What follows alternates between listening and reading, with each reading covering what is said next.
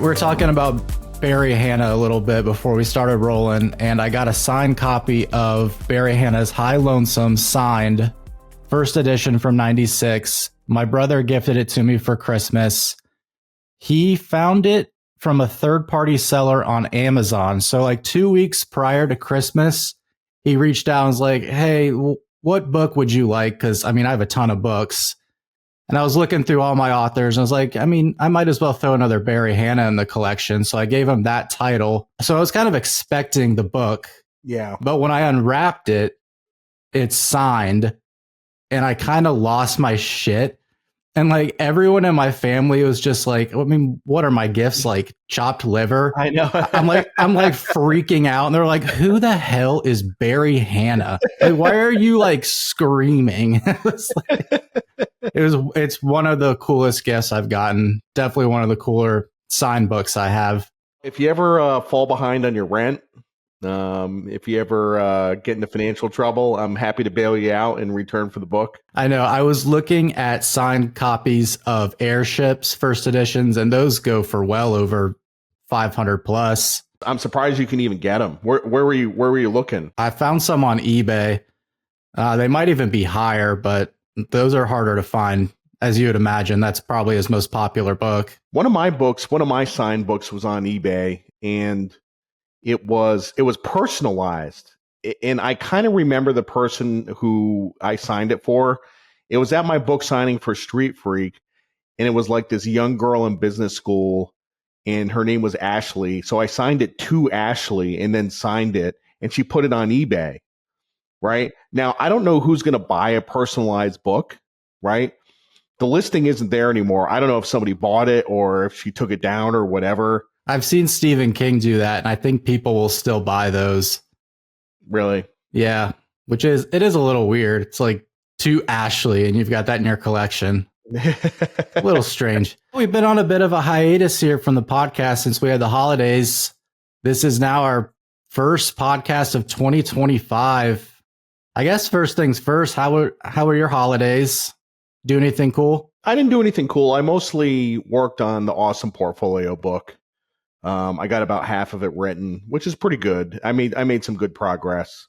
I don't want to say I'm not excited about the book because I am, but it's not the type of book that I usually like to write because it's a little more research intensive. It's a little more quantity. There's more data, and I just like to write. I just like writing prose, you know. No Worries was a very fun book to write, and this is not as enjoyable, but I think it'll end up being a great book. It's not as creative, I guess, but you've got some other stuff you're working on that sounds fiction specific. I know you're writing a novel. I talked to my agent about the novel. He seems to be excited about it too.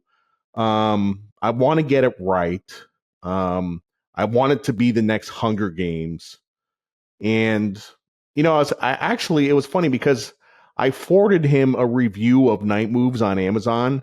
And basically the reviewer said, like, I don't know how the hell this book didn't get published by somebody. They're like, it's an incredible book. So it's really his fault, you know? So I sent him the review and I'm like, look, like, can we get this published someday? Like, can we have a publisher pick it up? And he said, look, if Round Zero, which is the novel, if that ends up making a big splash, then yeah, it's possible, you know? And I'm collecting ideas for short stories, which is going to be way off in the future, but I have about 4 or 5 good ideas for short stories at some point, but so dark. Oh my God. So dark. Darker than Night Moves. Much darker than Night Moves. Much darker than Night Moves. Love it. Yeah. And then you have an essay collection as well in the works. Yeah, that's done. I'm going to get edits back on that the end of January and look to release that in the summer. So actually, I'm pretty excited about that. I think that's going to be a pretty big seller. I think it's going to do well. Nice. That's exciting. It's a lot of stuff you got going on. Yep. 2025's been off to a interesting start, to say the least. You want to dive into some market headlines and go from there? Today has been a crazy day. So today is January 6th. It's Monday. I walk in this morning and the dollar is getting trashed, right? Like the dollar, which is good for me. Like I've been betting on that for a while. So I'm like, why is the dollar getting trashed? Well, the Washington Post did an article on how Trump's tariffs would only be on critical imports. They would be very targeted on day one. And so I was sitting on a pile of gains and I'm like, this is awesome. Like, what a great way to start the year. And then a couple hours later, Trump completely refutes the Washington Post article. And he's like, we're doing tariffs across the board. And the dollar retraced half of the losses. Also, Trudeau is no longer prime minister, right? Which introduces some uncertainty. The last I saw on Polymarket, Pierre had a 89% chance of becoming prime minister. This probably goes down a little bit because now he's not going to be running against Trudeau. He's going to be running against somebody else.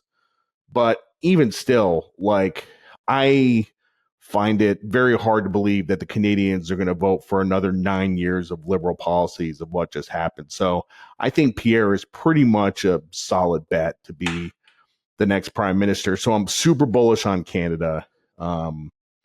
So what else happened today? I mean, it's just like today's been like a crazy day. Yeah. I mean, you already touched on two of my topics here today. So let's start with Trudeau. I mean, is now the time to accumulate a position, or is it already too late now that news broke? You know, the funny thing is that I expected a bigger move in the Canadian dollar and Canadian assets when Trudeau resigned.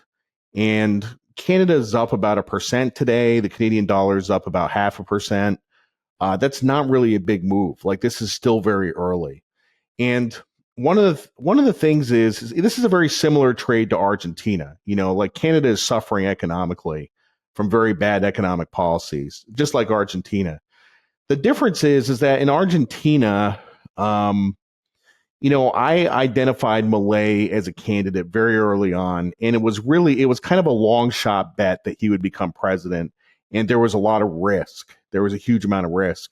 Here, there's not a lot of risk. The markets haven't moved, and you could see in 2025, you could see Canadian stocks going up 20 to 25% with another 10% from the Canadian dollar. Like, it could be. And the thing with Canada is it's big, it's liquid. You can put on a large trade. EWC, which is the Canadian ETF, it trades like water. You can buy 10, 20,000 shares, no problem. Like, it's a very easy trade to put on, you know. And if I had to choose between buying Canadian stocks and buying US stocks, I would actually buy Canadian stocks here. And then as far as Trump and his tariffs go, in terms of positioning, how are you feeling heading into Trump's inauguration? Who the hell knows what's going to happen? I mean, Trump dropped a bomb on the markets today. He's not even president yet. Like, there's going to be a lot of volatility, and it's not all going to be good, you know. And Trump, the thing with the tariffs is Trump's tariffs are really his only coherent economic policy. I mean, yes, he wants lower taxes, and yes, he wants to balance the budget. But the one thing he keeps hitting on consistently is tariffs. And it's easily his most insane idea.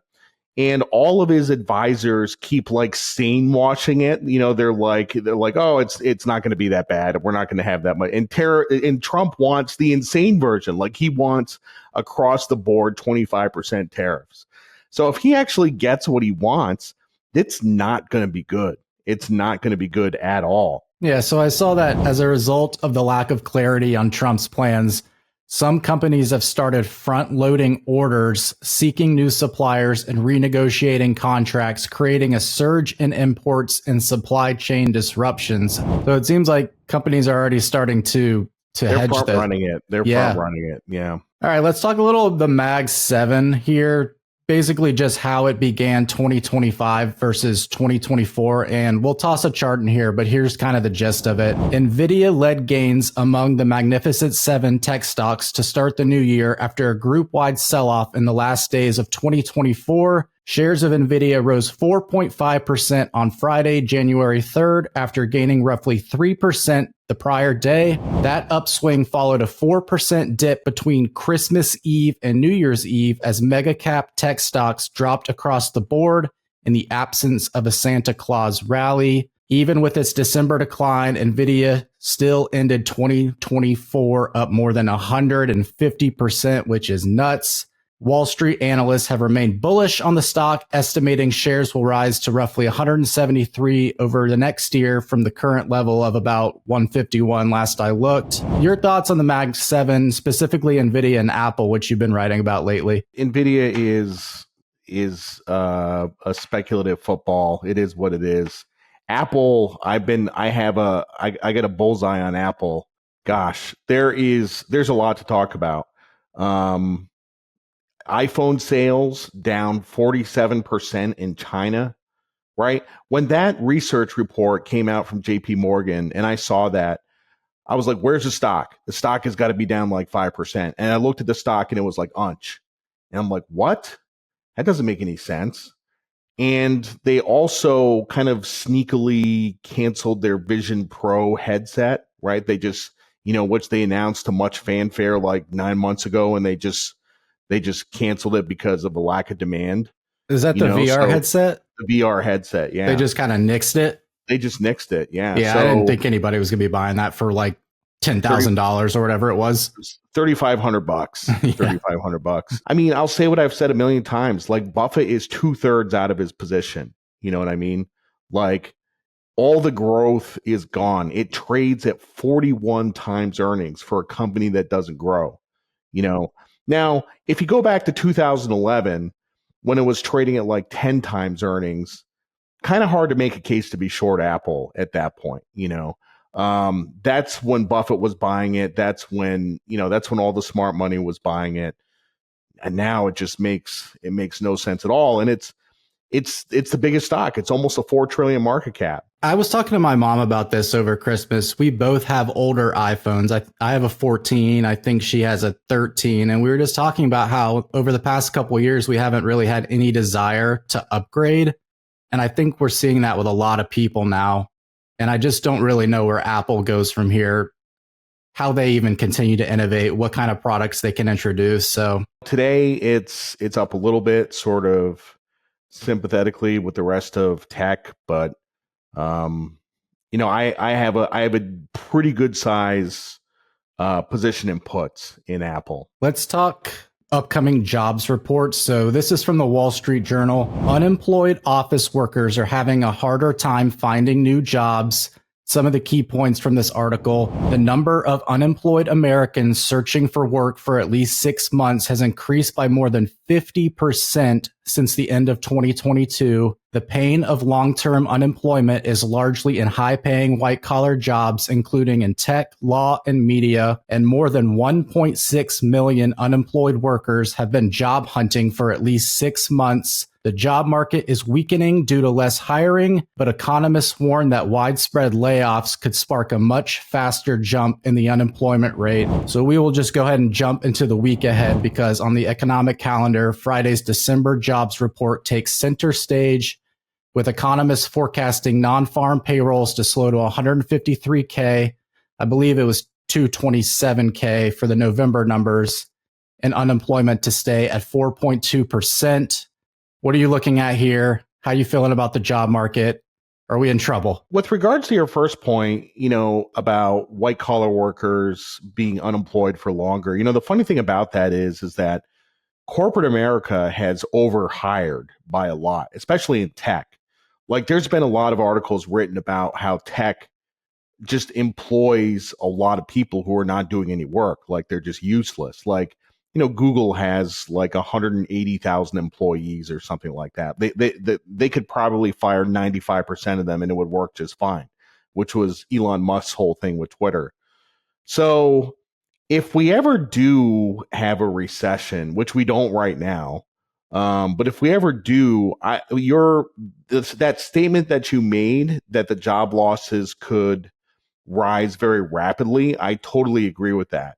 Like, there is a lot of fat to be cut in corporate America. corporations are bloated, they're overstaffed, they've overhired.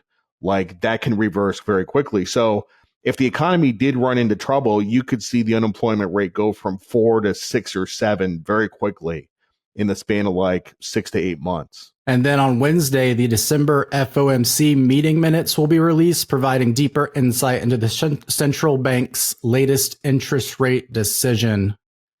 What do you think? Do you think Trump is going to be pushing for lower rates? What do you expect to happen here in 2025? Yeah, absolutely. You know, when I look at a chart of 2-year yields, it looks to me like they should be lower. I think the front end of the curve should be lower. The curve is steepening. Like before I walked in here, it was at like plus 35. So the curve is steepening.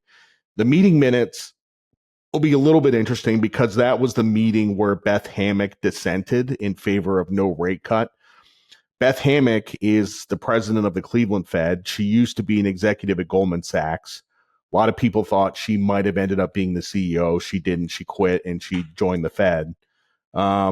And for her, I don't know if it was her first meeting or second meeting. It was one of her first meetings. But for her to dissent right off the bat is very bold and very courageous. And I think really the point she's trying to make with her dissent is, look, the Fed they basically said they were going to cut 100 basis points in not so many words. And once they do this forward guidance, once they say they're going to do something, they risk upsetting the market if they don't do it. And her point is, look, we have to be flexible. Like we don't need this last 25 basis point rate cut. Stocks have rallied. The economy is still strong. We don't need this rate cut. Let's just not do it, you know? And I think I totally agree with her. I think she's absolutely right. So we'll see what comes out in the minutes. What else you got kind of off markets? Anything you traveling this month? Are you pumping the brakes a little? So the brakes have been pumped. I'm not traveling until the end of the month. I am going to the Real Vision crypto gathering in Miami, and I am DJing there. I am DJing their closing party at the crypto gathering in Miami. That's February 1st. Yeah, it'll be a good trip. It'll be a good trip. Yeah, it's right down the road from me. I should try to get down there. We can link up. Actually, that would be outstanding. Yeah. Yeah, I mean it's probably an hour tops to get down there. It's not bad at all. Yeah, you can watch my set. Can you get me in? Yeah, I can get you in. I would love to watch one of your sets. Let's try to do that. Let's make that happen for real. Yeah. Cool. Well, anything else on your mind here before we go?